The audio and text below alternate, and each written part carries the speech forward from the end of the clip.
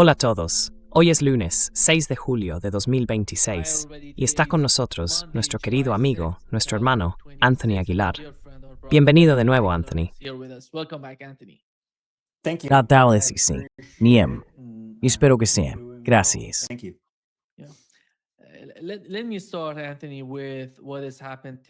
Déjame empezar, Anthony, por lo que ha pasado hoy y ayer. Fue un funeral en Irán.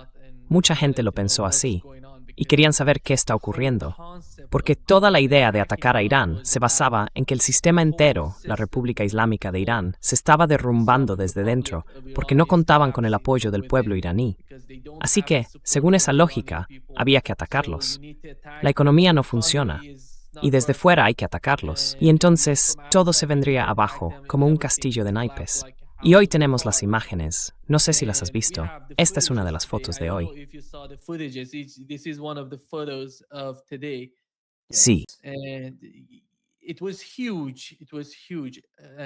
Y fue enorme. Fue enorme.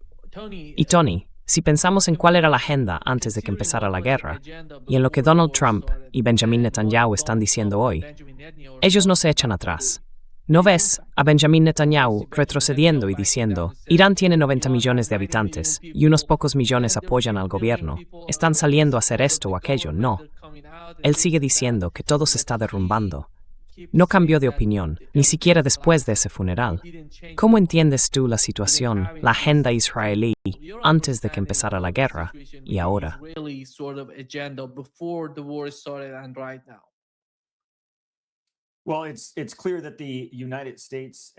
Bueno, está claro que la agenda de Estados Unidos e Israel al iniciar esta guerra con Irán era provocar una desestabilización, un colapso, un vacío de poder, del que luego pudieran aprovecharse bajo el pretexto de lo que Estados Unidos suele llamar construcción nacional, como en Irak, en Afganistán, en Siria, en el sur de Filipinas, en Tayikistán o en otros lugares bajo el falso estandarte de la democracia.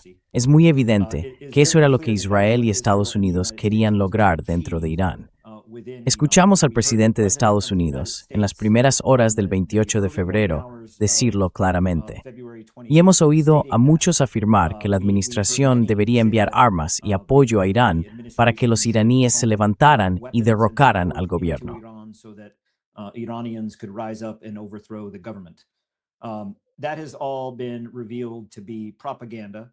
Todo eso se ha revelado como propaganda, mentiras y datos tergiversados.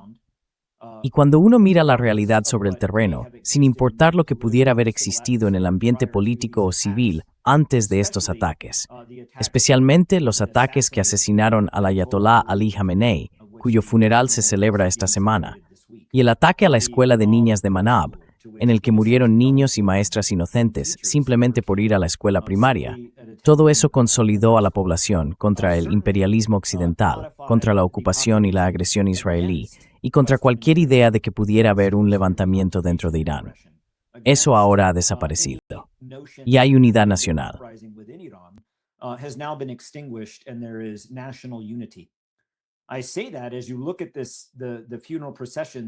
Lo digo porque si miras las procesiones fúnebres en todo Irán, no son solo 10 millones de personas, son decenas, en plural, de millones, en distintas ciudades del país. Lo que mostrasteis hoy en esa imagen era en Qom. Ayer hubo actos en Teherán y en otras grandes ciudades de Irán. Mañana continuará, el miércoles seguirá, y el jueves continuará y concluirá con la ceremonia de entierro en Mashhad, el lugar de nacimiento del ayatolá Ali Khamenei.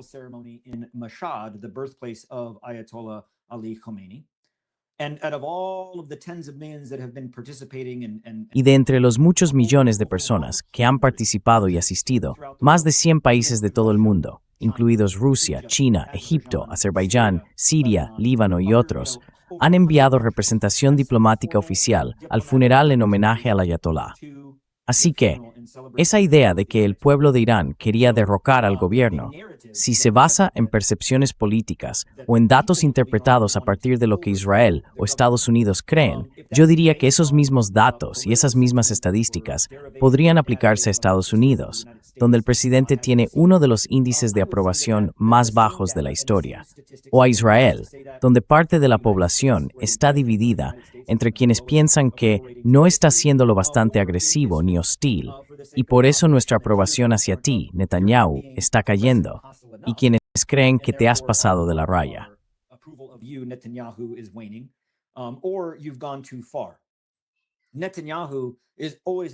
Netanyahu siempre está en una posición en la que tiene que luchar por su supervivencia política, igual que Donald Trump de cara a las elecciones de mitad de mandato en Estados Unidos. Así que Estados Unidos e Israel intentaron crear un enemigo común, el gran lobo feroz del vecindario de Oriente Medio, para justificar una guerra contra Irán.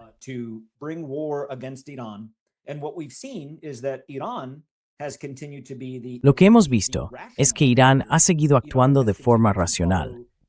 Ha seguido respetando el derecho internacional y el Estado de Derecho.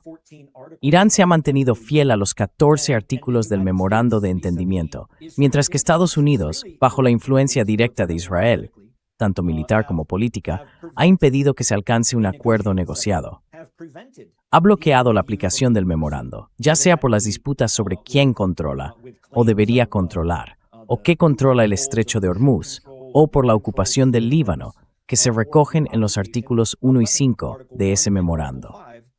Y ahora mismo, con todas las conversaciones prácticamente en pausa desde el 9 de julio, digamos a partir del 10 y en adelante, antes de poder retomar el diálogo sobre el memorando en general, todavía tenemos que pasar por las conversaciones técnicas en Qatar, centradas en los artículos 4 y 5, sobre los activos congelados y el estrecho de Hormuz, y en cómo se va a abordar todo eso.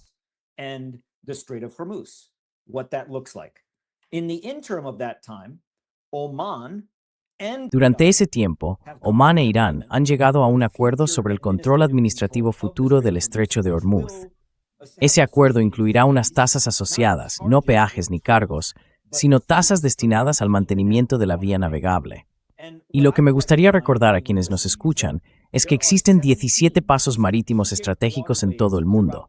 El estrecho de los Dardanelos, el de Gibraltar, el canal de Panamá, el canal de Suez, Bab el-Mandeb, Echar de Malaca y otros.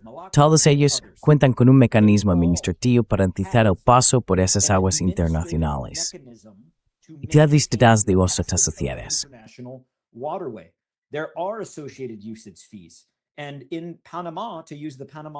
Y en Panamá, para usar el canal de Panamá, cualquier barco que quiera pasar por él no solo tiene que pagar una tasa por el mantenimiento del canal, sino también una tarifa por su uso. Si quieres cruzar por este paso a través de América y no rodear el extremo sur del continente, si quieres usar ese atajo, tienes que pagarlo. No es algo extraño. De hecho, es lo habitual. Es la norma en el mundo que los países que comparten límites, fronteras o simplemente que lo gestionan de forma unilateral, como Panamá, cobren tasas, ejerzan control administrativo y se encarguen del mantenimiento del estrecho. El estrecho de Hormuz no debería ser diferente, pero parece que Estados Unidos no consigue aceptar ese punto.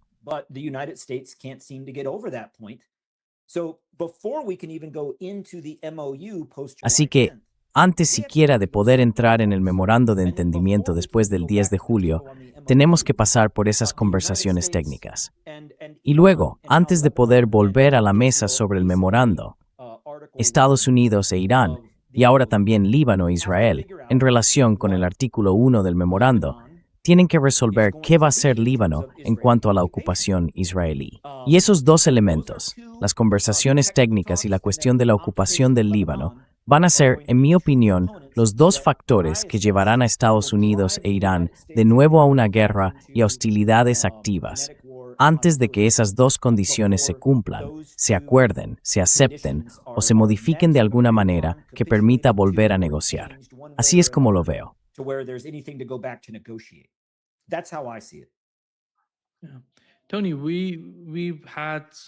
Tony, hemos recibido algunos informes desde Jordania que dicen que se han desplegado 8 cazas A-10 Warthog en la base aérea del rey Hussein, y comentan que estos aviones se utilizan principalmente para invasiones y operaciones terrestres.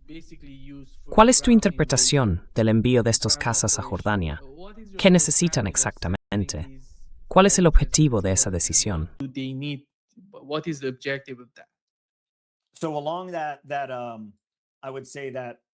En esa zona, diría que en el brazo oriental de Jordania, a lo largo de la autopista M40 que limita con Siria, con Arabia Saudí y llega hasta Irak, está la base aérea real del Príncipe Hussein.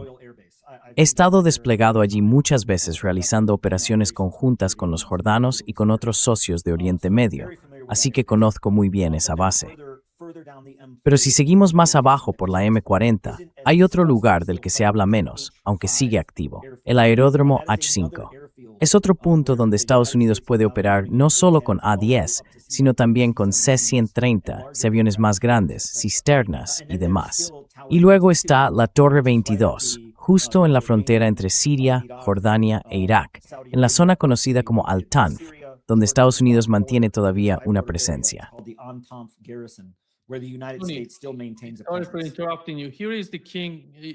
Perdona que te interrumpa. Aquí está la base aérea del rey Hussein, en Jordania. Sí, es esta. Eso es.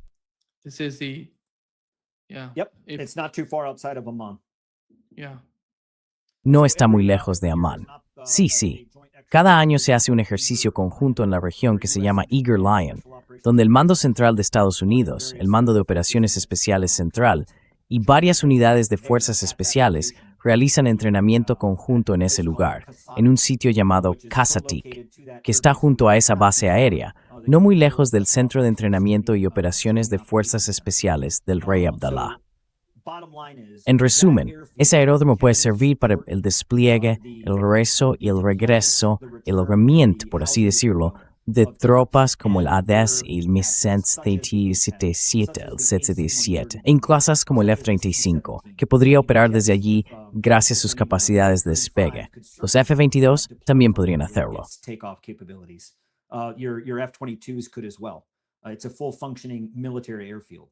Es una base aérea militar completamente operativa. De hecho, la foto que tengo justo detrás fue tomada allí. He estado en ese lugar. Así que cuando ves que ahora se utiliza como punto de despliegue de las fuerzas estadounidenses, eso es una escalada.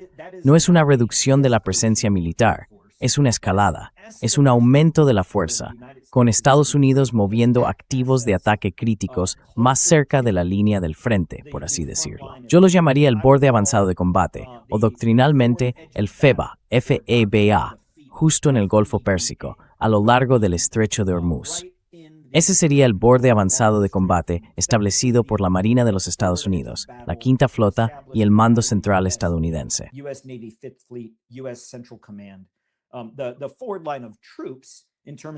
La línea avanzada de tropas, en cuanto a dónde tenemos realmente personal desplegado, no en el sentido tradicional de un frente de combate de Estados Unidos contra Irán, sino la línea de tropas preparadas para apoyar los recursos en el borde más avanzado del campo de batalla, y que podrían llevar a cabo ataques en Irán, en la isla de Keshm, en la isla de Karg o en la cadena de islas de la zona.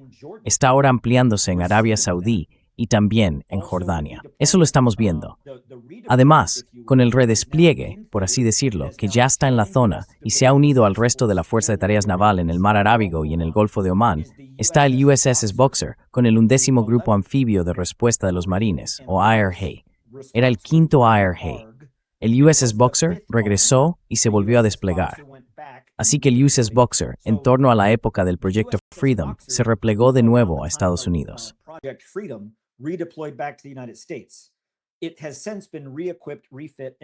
Desde entonces se ha vuelto a equipar, se ha reacondicionado y se ha enviado de nuevo.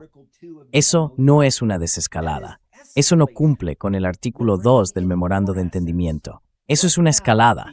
Estamos incorporando más recursos. Ahora mismo, las tropas estadounidenses en la región, sobre el terreno, entre lo que depende del Mando Central de Estados Unidos, del Ejército Central, de la Marina Central, también conocida como la Quinta Flota, lo que hay en el campamento Buering, en el campamento Arifian, en la base de Ali al-Salem, el refuerzo en la base aérea del Príncipe Hussein en Jordania, el aumento y la presencia constante en Arabia Saudí y en Israel. Hay también un despliegue creciente de fuerzas estadounidenses en Israel.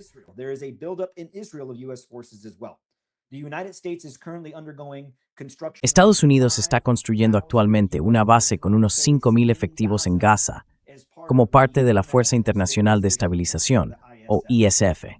Eso está ocurriendo.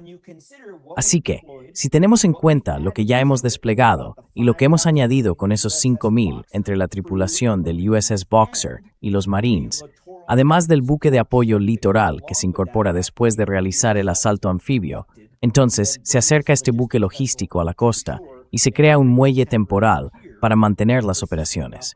En total, hay entre 60 y 65.000 soldados estadounidenses, ya sea en tierra o en el mar, en la región.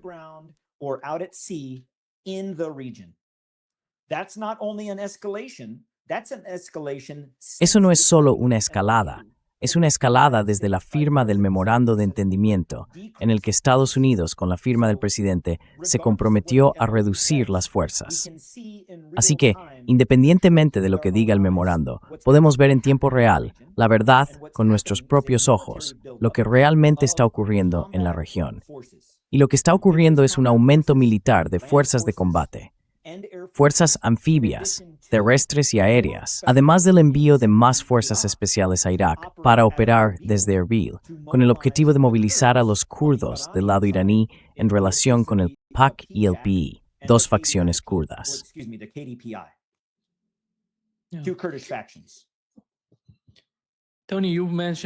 Tony, has mencionado esas tropas. Enviar tropas a Gaza, algo así como 5.000 soldados. Están hablando de la base. Y Donald Trump también está hablando de enviar tropas al Líbano. Sí.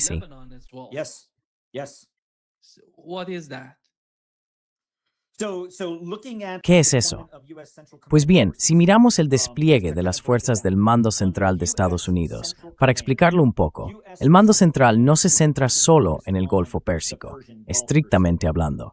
Abarca Asia Occidental, Asia Central, el suroeste de Asia, Oriente Medio, el Levante y parte de África hasta el Canal de Suez, básicamente toda la península, incluyendo el Líbano. Justo al sur de Turquía empieza la zona que depende del Mando Europeo de Estados Unidos, pero todo lo anterior pertenece al Mando Central.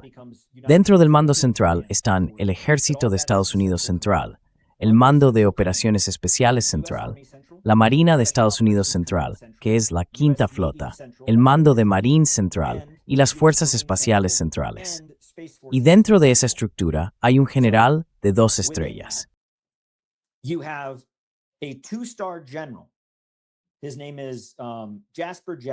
Se llama Jasper Jeffers.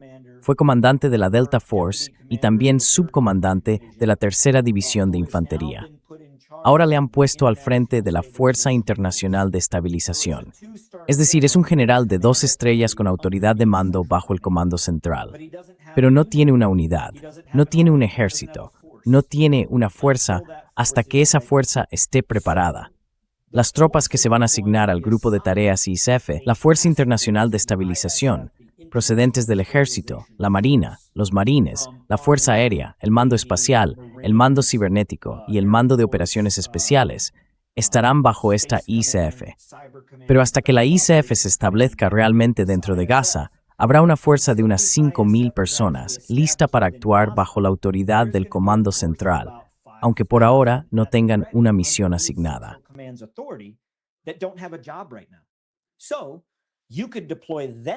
Así que podrías desplegarlos en el Líbano al principio o aumentar aún más la capacidad desde el Mando Europeo de Estados Unidos, si así lo consideras. Y aquí es donde hay una conexión que todo el mundo puede ver. La semana pasada, el comandante del Ejército de Estados Unidos en Europa y África, el general de 4 estrellas Chris Donahue, CD, dimitió, se jubiló o fue destituido por su oposición al secretario y al presidente en relación con los despliegues de tropas en la región. Ahora bien, ¿podría haber habido cierta fricción por el apoyo que se envía a Ucrania? Puede ser, pero eso ya venía siendo un problema desde hace tiempo. Así que, ¿por qué ahora? Si lo miras bien, el presidente y el secretario Hegseth están buscando retirar fuerzas de Europa.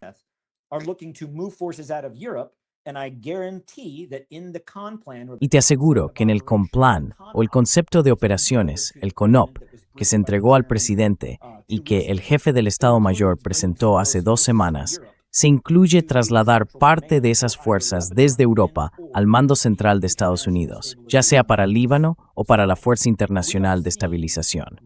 Así que estamos viendo un movimiento real de tropas, de equipo y de apoyo hacia la región, con el objetivo de enviar tropas al Líbano. Y ya existen lugares establecidos donde las fuerzas estadounidenses pueden desplegarse.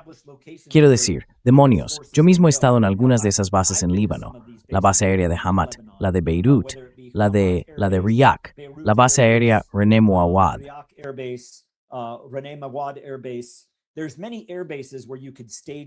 Hay muchas bases aéreas donde se podrían desplegar tropas estadounidenses, algo parecido a lo que ocurrió en 1993 en Mogadiscio, Somalia, cuando los Rangers, Delta y otras unidades de infantería se concentraron en el aeródromo de Mogadiscio.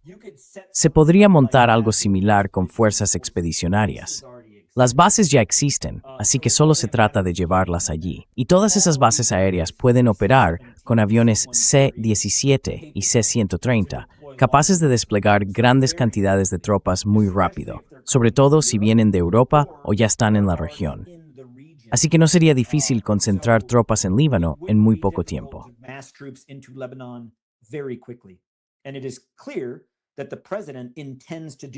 Y está claro que el presidente tiene la intención de hacerlo. ¿En qué medida? Aún no lo sé. Pero lo que probablemente veremos es que las primeras tropas estadounidenses que entren en Líbano serán clasificadas como asesores. Ya hemos visto eso antes, ¿verdad? Vietnam, Corea, Siria, Irak, Afganistán, asesores. Y al final acabas teniendo toda una división o un cuerpo desplegado en el terreno. Así que ese papel inicial de asesoramiento con las Fuerzas Armadas libanesas, o de asesorar, asistir y apoyar en las líneas del frente con Hezbollah, según sea la operación, puede ampliarse muy rápido, puede crecer muy deprisa.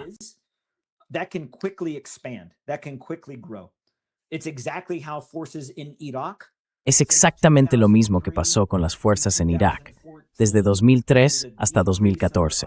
Pasamos de una reducción bajo la Operación Nuevo Amanecer a un aumento rápido, porque estábamos allí bajo una autoridad en la que el presidente no tenía que acudir al Congreso, ya que no participábamos en operaciones de combate. Estábamos asesorando y prestando apoyo.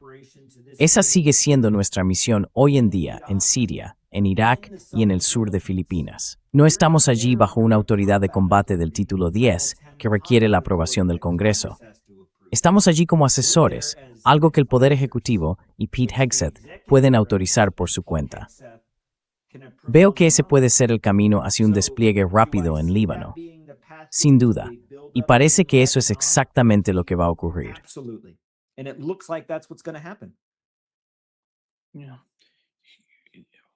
Sí, es increíble, de alguna manera. Van a luchar por Israel en la parte sur del Líbano. ¿Y cómo va a repercutir eso en Estados Unidos? Donald Trump no está pasando por un buen momento ahora mismo. Está intentando reconstruirse, recuperar su posición. Pero si algo sale mal, recuerda lo que pasó la última vez que Estados Unidos estuvo en el Líbano, cuando las fuerzas estaban allí y hubo tantísimas bajas. Entonces Reagan decidió retirarse del Líbano, y eso va a ser algo enorme para Donald Trump.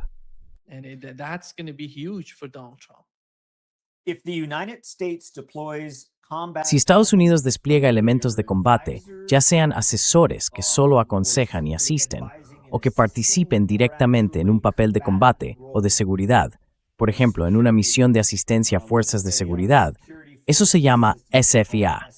Es un término doctrinal del ejército. Es una misión del ejército, asistencia a fuerzas de seguridad. Puedo imaginar a las fuerzas especiales, o de hecho, el propio ejército de Estados Unidos tiene 5 brigadas que se llaman SFAP, brigadas de asistencia a fuerzas de seguridad. Es lo que hacen. ¿Podríamos ver desplegada una de esas unidades? Sin duda. De hecho, es muy probable que ya lo estén, ya sea desde Fort Benning, en Georgia, o desde Fort Bragg, en Carolina del Norte.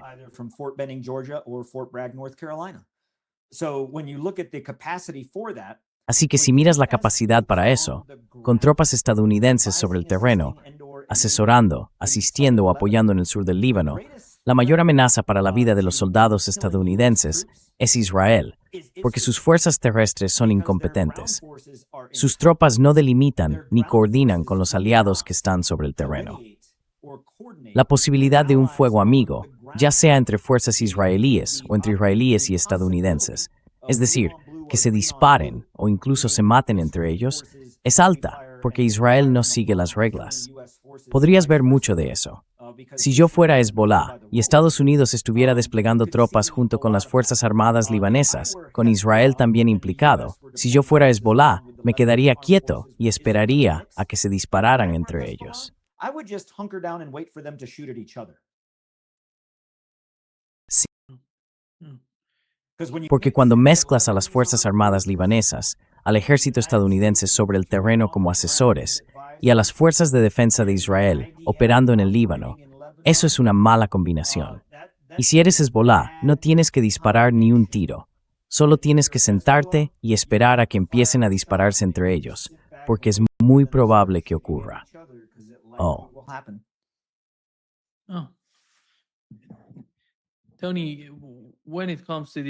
Tony, cuando hablamos de esos campamentos que están montando en Gaza para la gente, ¿qué es exactamente eso? Porque están intentando trasladar a las personas para meterlas en una especie de campamentos. Y no tengo claro cuál es la intención detrás de eso. Y eso va a funcionar, porque recuerdo que, durante la administración de Biden, ya se hablaba de algo parecido, y ahora vemos que Donald Trump está intentando hacerlo. ¿Es algo viable? ¿Podría eso suponer algún tipo de éxito para Donald Trump? Yo sinceramente no lo veo. ¿Cómo lo entiendes tú?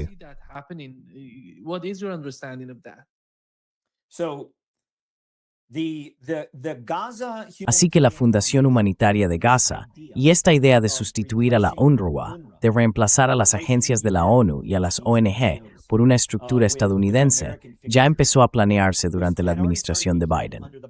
No es todo culpa de Trump. Trump llevó eso un paso más allá al hacerse con la fundación, ponerla bajo el control de Jared Kushner y rodearla de millonarios, terratenientes y magnates inmobiliarios para convertirla en un proyecto con fines de lucro. Luego la respaldó con aduladores y con su círculo más cercano. Pero el concepto en sí comenzó con Biden, continuó con Trump y se puso en marcha bajo Trump, cuando se estableció la primera GHF sobre el terreno en Gaza, de la que yo formé parte.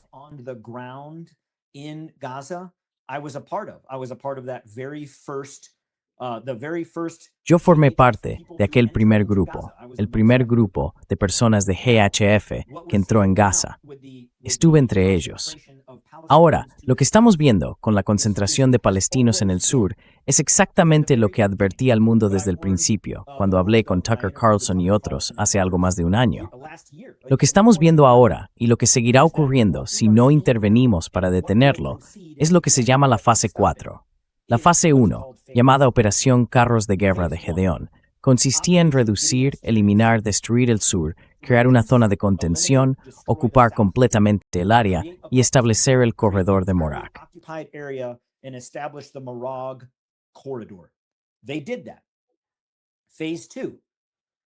Eso fue lo que hicieron. Fase 2. Introducir un método alternativo a la UNRWA y a la ONU que esté completamente controlado por Israel. Bueno, ese era el GHF. El GHF tenía un contrato por escrito, un acuerdo contractual, no con Estados Unidos ni con la ONU, sino con las fuerzas de defensa de Israel. A partir de ahí, fase 2. Establecer puntos de distribución en el sur con el objetivo de preparar la fase 3. Reforzar el corredor de Netzarim, invadir el norte de Gaza, entrar en la ciudad de Gaza y continuar con desplazamiento forzoso desde la ciudad de Gaza a través del corredor costero y del centro de Gaza hacia el sur. Fase 4. Establecer el área de transición de asistencia humanitaria.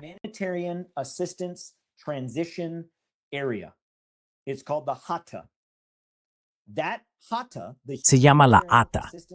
Esa ATA, el área de transición de asistencia humanitaria, es lo que antes eran los puntos de distribución 1, 2 y 3 bajo el GHF, que ahora se han unificado bajo la ocupación total de Israel de todo lo que está dentro de la línea amarilla, que incluso han ampliado hasta la línea naranja.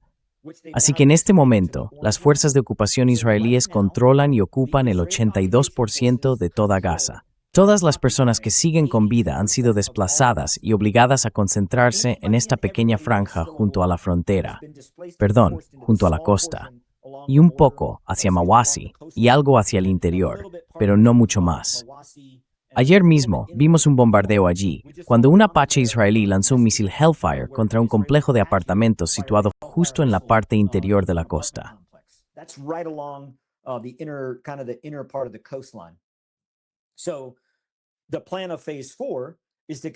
Así que el plan de la fase 4 es seguir desplazando y obligando a todos los palestinos a ir hacia el sur, hacia lo que antes era Tal al-Sultán, a esta gran zona que será, por definición, no hay otra forma de llamarlo, un campo de concentración. Y lo digo porque cuando tomas a una población desplazada, la expulsas por la fuerza de sus hogares y la concentras en un área de la que no pueden salir ni moverse libremente, y además está vigilada. Hay torres de vigilancia custodiadas por UHI Solutions, la empresa contratista para la que yo trabajé. Esas torres no miran hacia afuera, miran hacia adentro, para que nadie pueda salir, y todo está bajo el control de un ocupante y de la autoridad de ocupación. Eso es, por definición, un campo de concentración. Así que la fase 4 siempre formó parte del plan.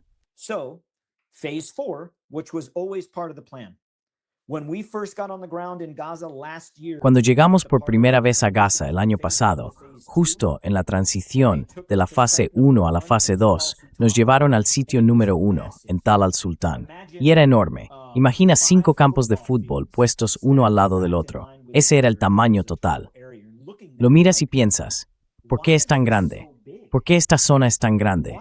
¿Por qué no hacemos 10 puntos de distribución repartidos por el centro de Gaza, el norte, y algunos en el sur y el este? ¿Por qué este único sitio gigantesco, tan al sur, sin ningún otro punto de apoyo para comida, agua o suministros en ningún otro lugar?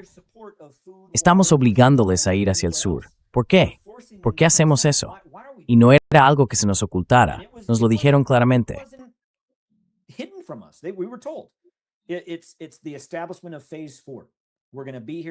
Es el establecimiento de la fase 4. Vamos a estar aquí muchos años, y esto es para poner en marcha la fase 4. Así que la Fuerza Internacional de Estabilización, ese falso Consejo de Paz, el GHF, y la creación de esta zona de transición de asistencia humanitaria en Gaza para desplazar por la fuerza y concentrar a todos los supervivientes, siempre ha sido el plan. Entonces, ¿a dónde vamos a partir de aquí? Bueno, en la fase 4 concluye con el objetivo de que los palestinos mueran, se marchen, o que los que queden permanezcan en esta zona de concentración y luego se utilicen como mano de obra para la reconstrucción de Gaza con este Plan Amanecer, el proyecto de reconstrucción de Gaza.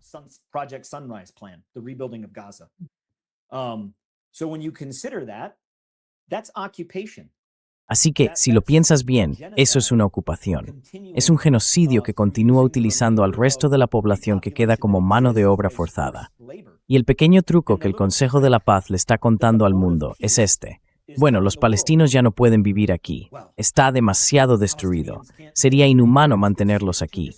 Así que les dejaremos marcharse. Aquí, vayan, márchense. Y prometemos, de verdad, prometemos que si se van,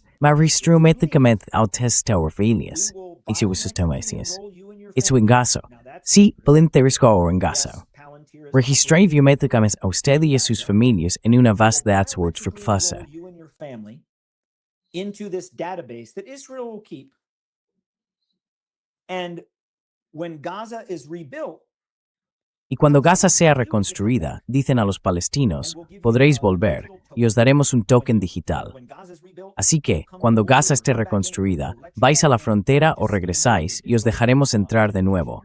Solo tenemos que escanear vuestra identificación digital, vuestro token digital. Si alguien se cree eso, entonces o forma parte de la mentira o es simplemente un ingenuo. Eso no va a pasar. Es una ocupación por la fuerza y por el desplazamiento. Y lo que pasa es que, como estamos viendo ahora con el plan de Donald Trump, a través del Consejo de la Paz y la Fuerza Internacional de Estabilización, bajo el mando de un general estadounidense de 2 estrellas. Ese siempre fue el plan desde el principio. Es inquietante. Y lo más preocupante es que ese plan, que se visualizó y se diseñó hace años, estamos hablando de 2021, antes del 7 de octubre de 2023, ahora se está ejecutando al pie de la letra. Y el mundo está ahí, mirando. Así que lo que Donald Trump está impulsando ahora no me sorprende. Siempre fue el plan. Me entristece, me desanima, me repugna, me avergüenza por nuestro país, pero no me sorprende.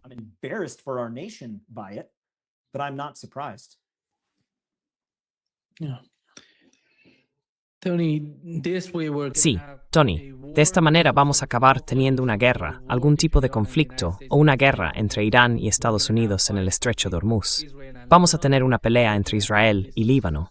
Vamos a seguir con este tipo de política en Gaza y nada va a cambiar.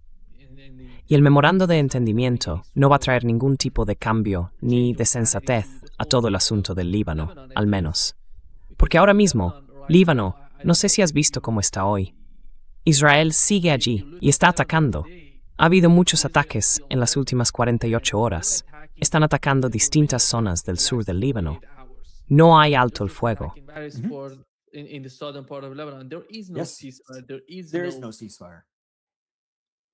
No hay alto el fuego. No hay alto el fuego. Y hay 2 consecuencias importantes que creo que merece la pena mencionar. Ahora, el conflicto se ha extendido de forma considerable, un conflicto activo, hasta el punto la Guardia Revolucionaria y el ejército iraní están implicados. ¿He vuelto? ¿Has vuelto? En este momento están en conflicto en el oeste de Irán con los kurdos respaldados por Estados Unidos. Me refiero a los kurdos del Frente de Libertad Kurdo, que fueron exiliados de Irán y ahora están en Irak. Operan muy estrechamente con el PKK, bajo el paraguas más amplio de la KCK, la Coalición de Comunidades Kurdas. Ahora hay apoyo directo hacia los kurdos, el PJAK, el HRK, las YPG y el KDPI en Irán, que están combatiendo directamente a las fuerzas iraníes en el oeste, a lo largo de la frontera con Irak.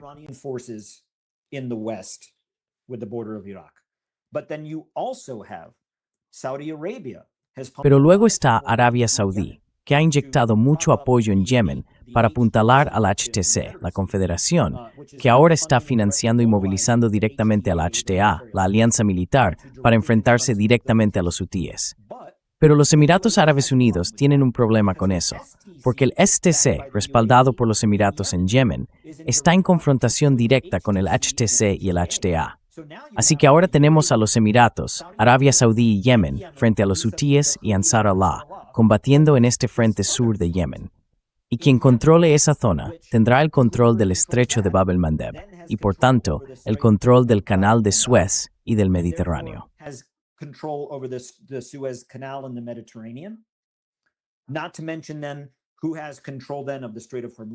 Y sin mencionar, claro, quién tiene el control del estrecho de Hormuz, quién controla el corredor que va de Irak a Irán, que amenaza directamente a Teherán, dependiendo de quién mantenga ese paso en la zona centro-norte. Es decir, es una ruta directa hacia Teherán.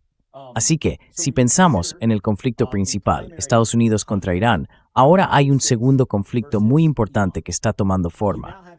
De hecho, yo diría que en el Líbano ya está completamente desatado. Además del conflicto que sigue en Gaza, donde Hamás continúa resistiendo, y eso sin duda sigue en marcha.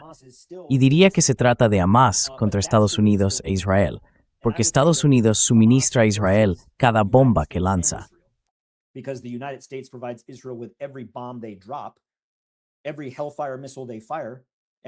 Cada misil Hellfire que disparan, cada helicóptero Apache que pilotan, lo proporciona Estados Unidos. Pero ahora tenemos conflictos secundarios que se están extendiendo en la frontera entre Irán e Irak y también en Yemen. Si pensamos en los actores internacionales, Arabia Saudí, los Emiratos Árabes Unidos, y en cómo puede crecer todo eso, estamos a las puertas de una guerra mundial. Es sencillamente lo que hay. Podemos negarlo todo lo que queramos y decir, oh, eso no volverá a pasar.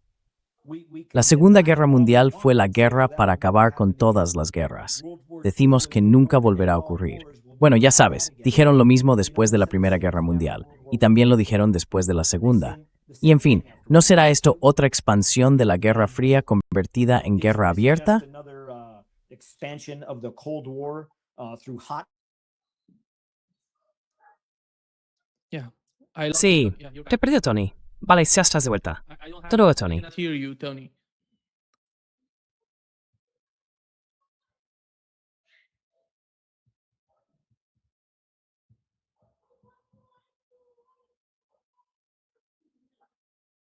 No, no, Tugo.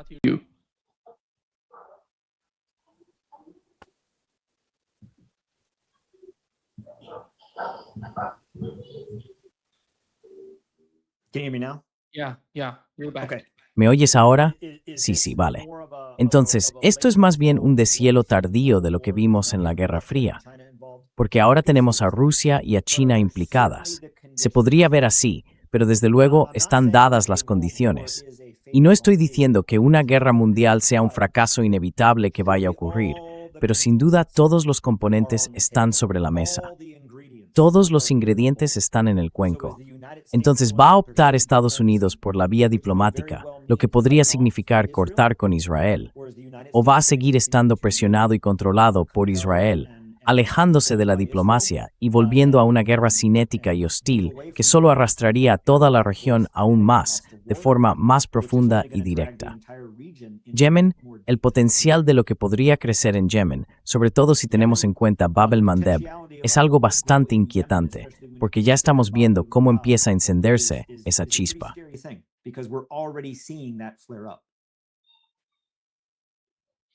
Tony, we're gonna have the new summit of NATO in Tony, Turkey. vamos a tener la nueva cumbre de la OTAN en Turquía. Y parece que Benjamin Netanyahu está muy preocupado por la relación entre Estados Unidos y Turquía. Quieren de alguna manera intervenir para influir en eso, porque temen que si Turquía gana más poder en la región, eso afecte al dominio israelí, especialmente en Siria.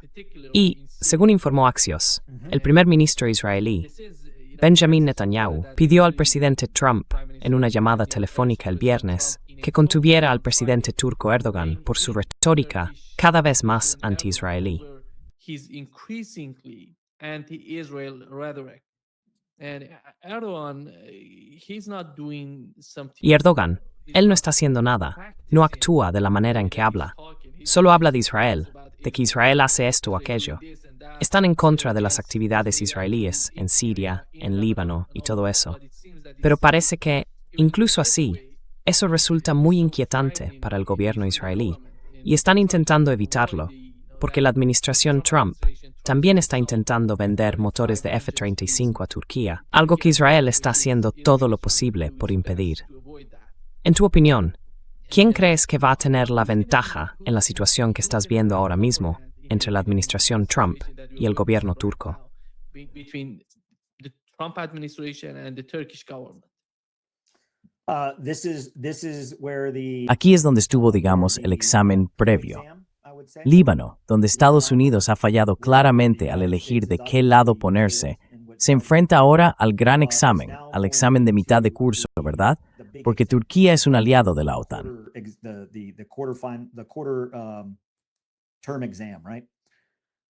Because Turkey is a NATO ally. So, Turkey being a NATO ally certainly adds a dynamic. Así que el hecho de que Turquía sea un aliado de la OTAN sin duda añade un elemento distinto, porque Israel no lo es. Si lo piensas en términos de alianzas, en el contexto mundial y con la posición de Estados Unidos, Turquía sería como la prometida, mientras que Israel sigue siendo la amante. Israel quiere ponerse en esa posición, pero eso va a requerir tiempo. No es tan fácil como simplemente plantarle cara a Turquía. Yo he sido testigo, y de hecho estuve en medio, por así decirlo, de ese intercambio verbal, de esa especie de pulso de relatos grandilocuentes entre el presidente de Estados Unidos y Erdogan, allá por 2018 y 2019, sobre Siria y el uso de las fuerzas kurdas dentro de las fuerzas democráticas sirias, que básicamente eran el PKK con otro nombre, operando en el noreste de Siria. En aquel momento, Erdogan insistía una y otra vez, y Estados Unidos respondía diciendo, si cruzas esa frontera, vamos a atacar. And Erdogan was like, I don't think you will. I don't think you will. Y Erdogan dijo algo así como, no creo que lo hagas, no creo que lo hagas. Y efectivamente, la operación Fuente del Éufrates, el ataque turco que cruzó la frontera hasta la autopista M4 en el noreste de Siria, ocurrió. Nosotros nos apartamos y Donald Trump no hizo nada. Así que hemos visto en la historia reciente que cuando las cosas se ponen serias con Turquía, ya sea respecto a Israel o a Siria, Donald Trump habla mucho, pero realmente hace algo. Ahora bien, esta vez podría ser diferente. Y si Estados Unidos responde militarmente a Turquía, ya sea cancelando su programa del F-35 o presionando a Turquía de otras formas, eso puede ser increíblemente peligroso para Estados Unidos. Porque, no lo olvidemos, Turquía es un aliado de la OTAN.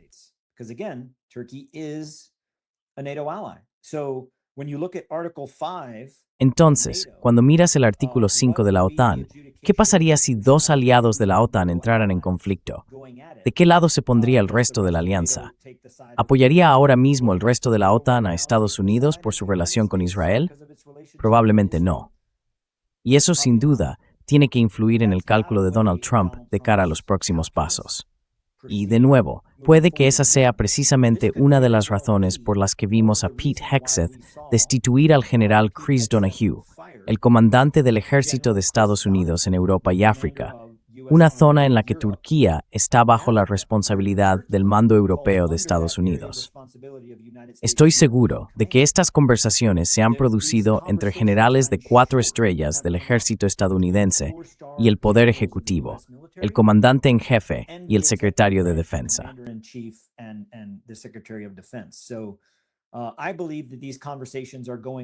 Creo que esas conversaciones están teniendo lugar. Ese cálculo, esa evaluación del riesgo se está haciendo. Y por eso me preocupa, porque he visto que la administración Trump últimamente elige constantemente mal cuando llega el momento de decidir, apoyando sin reservas a Israel, incluso cuando va en contra de sus propios intereses, y también en contra de los intereses de Estados Unidos. Así que es algo muy preocupante. Ahora que Turquía está implicada directamente, la pregunta es, entre Turquía e Israel, ¿de qué lado se va a poner Estados Unidos? Da miedo pensar que Estados Unidos pueda seguir apoyando a Israel, porque no es un buen socio con el que, o por el que, entrar en una guerra mundial.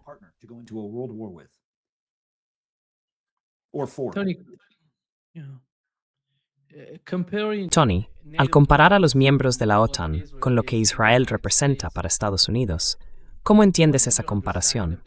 Porque hoy hemos sabido que, según se informa, el Congreso estadounidense tiene previsto aprobar iniciativas que permitirían integrar al ejército israelí con el ejército de Estados Unidos, bajo la sección 219 de la Ley de Autorización de la Defensa Nacional. ¿Qué significa eso y cómo va a influir en la relación entre Estados Unidos?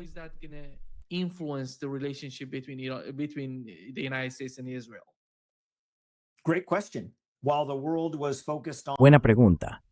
Mientras el mundo estaba centrado en las conversaciones de paz, esas conversaciones ahora se están desmoronando.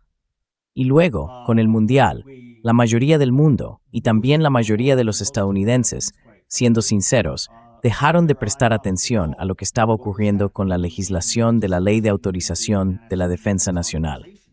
Esa ley avanzará hasta el presidente para su firma y no la vetará. Incluye las disposiciones de la Iniciativa de Cooperación en Tecnología de Defensa entre Estados Unidos e Israel.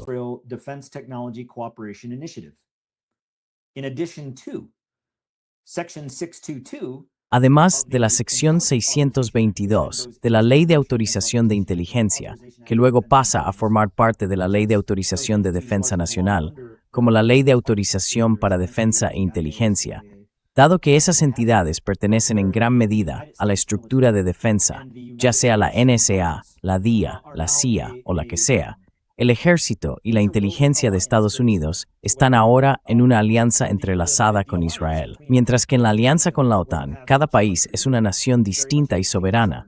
Ahora, con Estados Unidos dentro de la OTAN, hay un asterisco.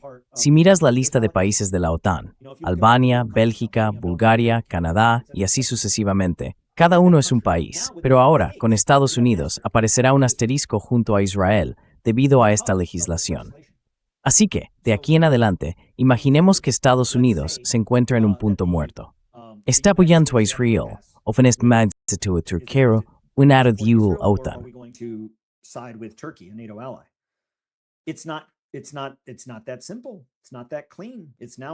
No es tan sencillo, no es tan limpio. Ahora estamos en un punto en el que, bueno, tienes la presencia de Estados Unidos dentro de la alianza de la OTAN, que incluye a Israel.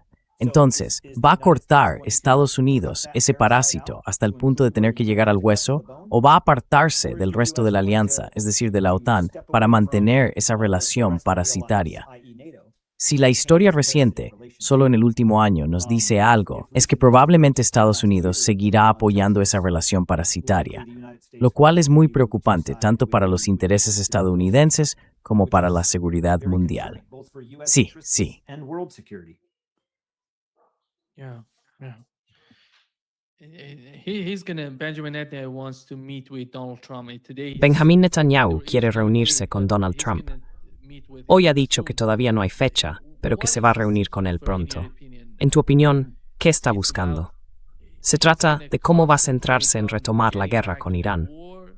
Está hablando del Líbano, de Siria, porque si miras a Israel hoy, están teniendo muchos problemas en torno a todo el país. Se trata de todos los países que rodean a Israel, no de un lugar concreto que les preocupe. ¿Cuál es tu interpretación de esa reunión y qué crees que le va a pedir a Donald Trump?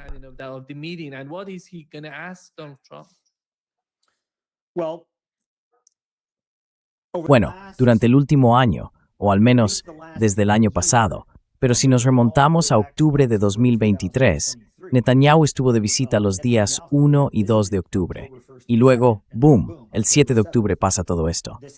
Y desde entonces, seguimos en lo mismo. Y aún así, cada vez que Netanyahu ha ido a ver a Donald Trump en persona, a los pocos días o incluso a las pocas horas, estalla otra guerra. Estuvo en Estados Unidos, en Mar-a-Lago, del 31 de diciembre al 1 de enero. Se marchó el día 2, y el 3 de enero fuimos y capturamos a Maduro. ¿De verdad crees que Netanyahu no tuvo nada que ver con eso? En las últimas rondas que llevaron al conflicto con Irán, también ocurrió justo después de una visita de Netanyahu. Así que se puede analizar el patrón de las visitas de Netanyahu basándose en dos cosas, en ambas o en una de las dos.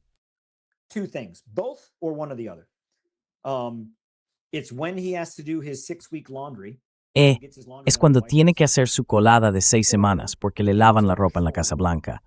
O cuando quiere impulsar una guerra y ya que está, aprovecha para hacer la colada. Así que, cuando visita Washington, hace las dos cosas. Cuando va a Mar-a-Lago, todo gira en torno a esa relación de chantaje, de oye, recuerda lo que tenemos, Trump. Sea lo que sea, financiero, moral, ético, legal, relacionado con Epstein, lo que está claro es que existe algún tipo de relación poderosa, parasitaria e intrusiva que Netanyahu y el gobierno israelí ejercen sobre Donald Trump y el gobierno de Estados Unidos. ¿Cuál es exactamente su naturaleza? No puedo decirlo. Mis predicciones son una mezcla de varias cosas, pero hay algo ahí.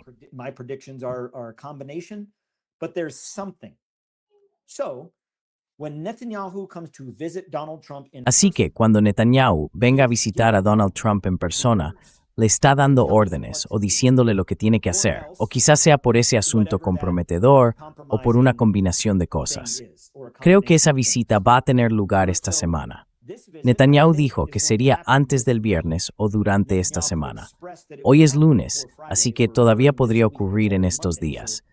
Yo diría que es bastante probable que ocurra esta semana, porque Ben Gvir tenía previsto viajar a Nueva York esta semana y canceló por la presión de Mamdani, que dijo que intentaría arrestarlo.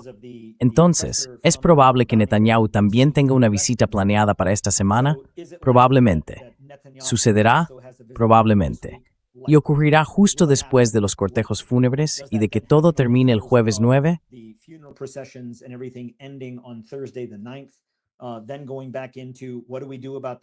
Volviendo a la gran cuestión, ¿qué hacemos con ese enorme elefante en la habitación que son el Estrecho de Hormuz, Irán y Líbano?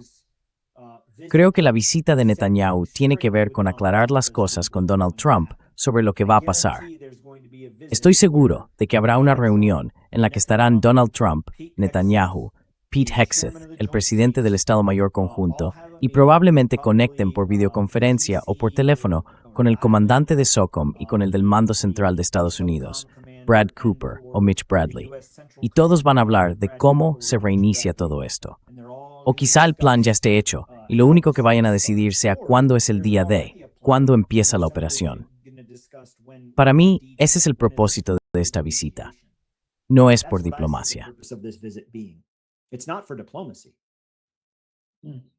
Tony, it's mi opinión. La taist va a continuar en el estrecho de Hormuz. Y eso va a pasar un tronfre de guerra entre las dos partes. Sí. ¿Y cómo va a ser eso? Quiero decir, ¿se está preparando Estados Unidos para eso?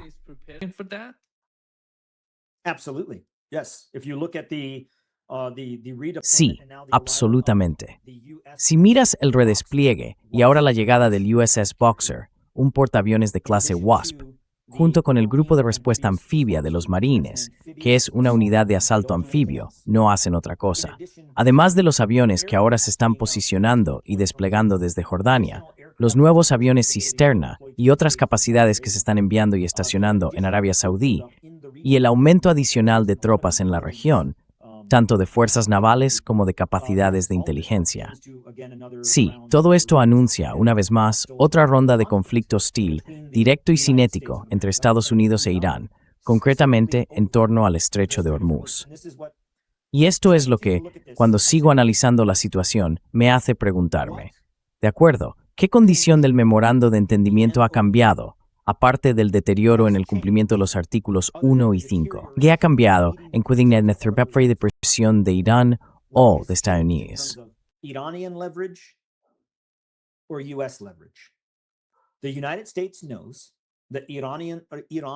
Estados Unidos sabe que el control que tiene Irán sobre el estrecho de Hormuz es su talón de Aquiles. Pero no ha pasado nada que cambie las condiciones ni el margen de maniobra en el memorando de entendimiento, de forma que ahora Estados Unidos tenga una ventaja en la negociación. Así que Estados Unidos no puede volver a la mesa de negociación con las condiciones actuales, porque no tiene ningún poder de presión. ¿Cómo podría Estados Unidos cambiar ese margen, alterar el cálculo, aunque fuera de forma temporal, para poder negociar y modificar después el memorando en lo que respecta al estrecho de Hormuz? Estados Unidos está utilizando el Líbano como elemento de presión a su favor, mientras que Irán usa el estrecho de Hormuz como su base, como es lógico y como era de esperar. Nada ha cambiado en esas condiciones.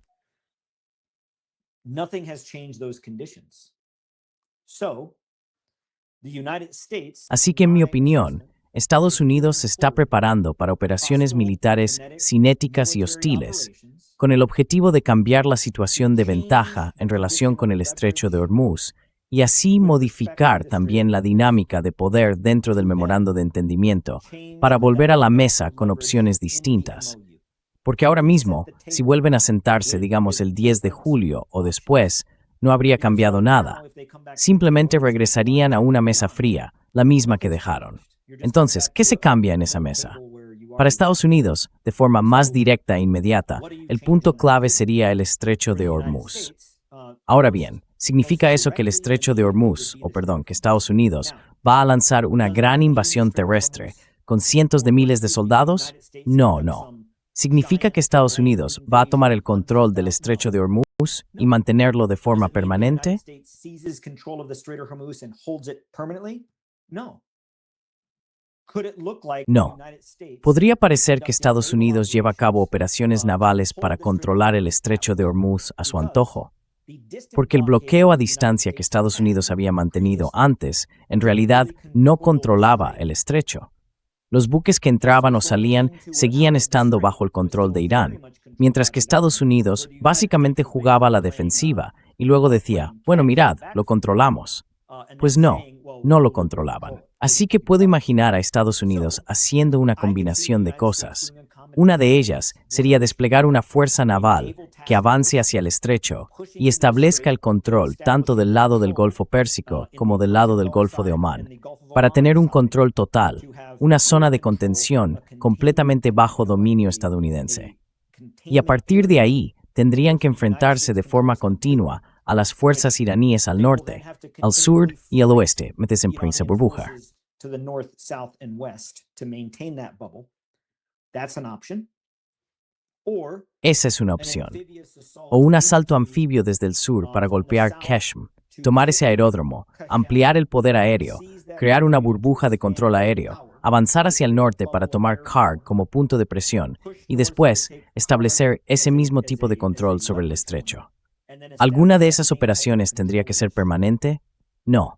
De hecho, sería una estupidez que Estados Unidos se enredara en el control permanente del estrecho de Hormuz. Pero podría hacerlo en un momento y lugar determinados para usarlo como palanca en negociaciones, con el fin de cambiar las condiciones del memorando de entendimiento para que Irán se retire del Líbano, que en realidad es el único punto de fricción serio. Quiero decir, los activos congelados, ese dinero es de Irán, al fin y al cabo. Y las sanciones, ya es hora de que el mundo y Estados Unidos levanten las sanciones a Irán y normalicen las relaciones.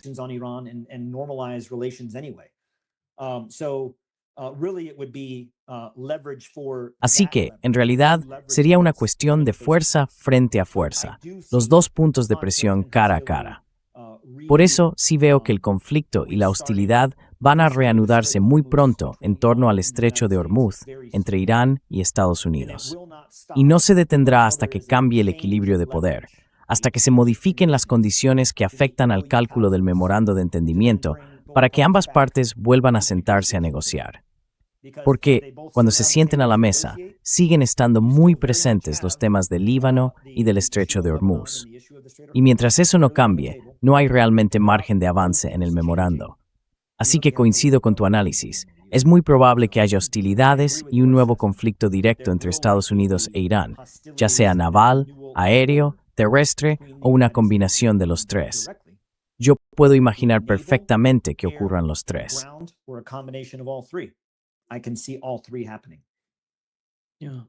Sí. Muchísimas gracias, Tony, por estar con nosotros hoy. Un verdadero placer, como siempre. Great pleasure as always. Bueno, gracias. Y gracias también por seguir hablando de estos temas tan importantes. Y ya sabes, es fundamental entender la verdadera dinámica de lo que estamos viendo en Irán con el apoyo de la población y del resto del mundo. Mira, el funeral del ministro principal Anadurai en la India en 1969 fue el más grande registrado en la historia. Asistieron unos 15 millones de personas, solo en los primeros, el quinto, el sexto, y ahora sí, en los 2 primeros días hemos visto decenas de millones. Así que es muy probable, bueno, de hecho ya lo ha superado, que el funeral y la procesión del Ayatollah Ali Khamenei sean los más multitudinarios de la historia registrada. Y eso dice mucho, porque demuestra que el resto del mundo no ve a Irán como un paria o como parte de un eje del mal. Todo lo contrario. Es Estados Unidos quien se está convirtiendo en el paria.